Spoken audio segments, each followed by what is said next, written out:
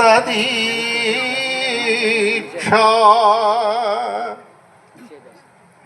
సువర్ణలక్ష్మి వ్రత దీక్షాదానాత్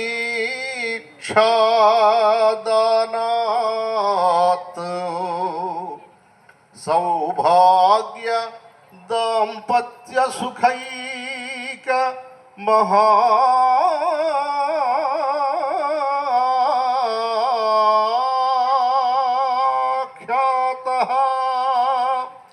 దీర్ఘాయురారోగ్య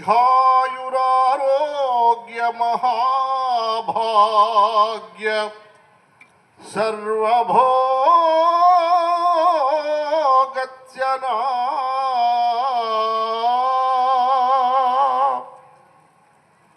ఆరోగ్య విషయములలో, ఆర్థిక విషయములలో కలియుగంలో దారిద్ర్యము మనిషి తోచివేస్తే పోదు. భగవత్ శక్తి, ఏ రకమైనటువంటి భగవత్ సహాయం ప్రతి మనిషికి దొరకాలి. దొరికినప్పుడే ఆ మనిషి అన్ని విధాల చక్కగా వర్ధిల్లడానికి కారకులవుతారు. భగవంతుడి అనుగ్రహం మనకి దక్కుతుంది. ఎన్నో జీవరాశులున్నాయి, వాళ్లకు దక్కదు. ఇప్పుడు ఈవేళ మీరు ఇక్కడికి వచ్చారు. అష్టసిద్ధులతో కలిసిన లక్ష్మీదేవిని వేణు దత్తాత్రేయ స్వామి వారు తపస్సు నుండి 76వ సంవత్సరంలో డిసెంబరు నెలలో మాలకొండ గుహలో దర్శనం జరిగింది. లక్ష్మీదేవి అప్పటికింకా ఆ కొండ ప్రాంతములలో ఉన్నవారు, పల్లెటూళ్ళల్లో ఉన్న రైతులు ఆర్థికంగా ఏ పంటలు వేసినా కలిసి రాక చాలా కష్టాలలో ఉన్న సమయంలో 1976వ సంవత్సరంలో దారిద్ర్యము ప్రపంచమంతా తాండవమాడుతూ ఉన్నది. దారిద్ర్యం అనేది కర్మ. జీవుల మరణాలకి, పుట్టుకలకు అది మొట్టమొదటిగా ప్రతి మనిషికి అడుగు అడుగున, ప్రతి మనిషిలో, ప్రతి చోట, ప్రతి భాగంలో దారిద్ర్యం అనే కర్మ ఎక్కువ ఉంటుంది. అదృష్టం అనేది తక్కువ ఉంటుంది.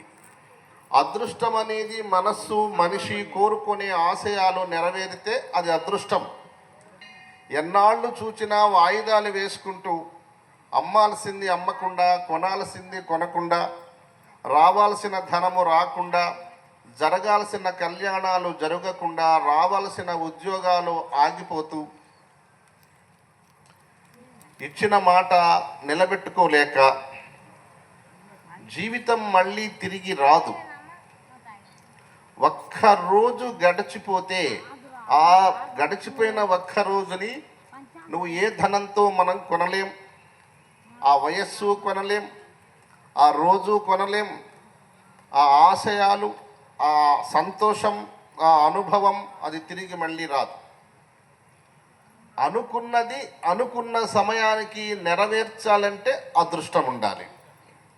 అదృష్టం అనేది ఒక భాగం ఉంటే మనిషిలో దారిద్ర్యం అనేది 8 భాగాలు ఉంటాయి.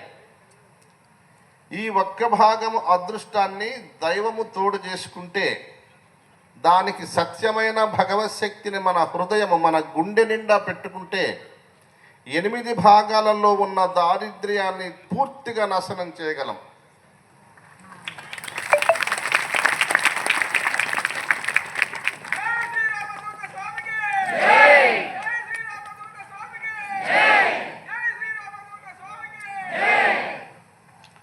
ఇప్పుడు ఇక్కడికి వచ్చిన ప్రతి మనిషి మీరు సంకల్పం పెడితే, కాలానికి మించిన కర్తవ్యం మీరు పెట్టుకోగలిగితే,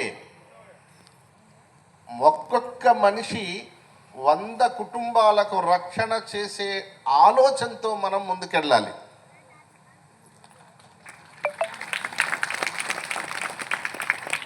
ఒక ఆయన కాంట్రాక్ట్ పని పెట్టుకుంటాడు, ఆయన పని జరగదు. ఇవన్నీ దారిద్ర్యాలు.